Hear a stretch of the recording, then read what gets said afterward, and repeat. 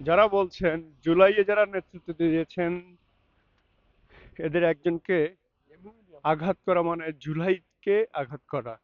তাই তারা চাচ্ছেন সংবাদ সম্মেলন করে বাংলাদেশের আনাচে কানাচে যত জুলাইয়ে নেতৃত্ব দানকারী নেতাকর্মী রয়েছেন তাদের প্রত্যেককে নিরাপত্তা প্রদান করা। আরে ভাই আপনাদের তো পাগল!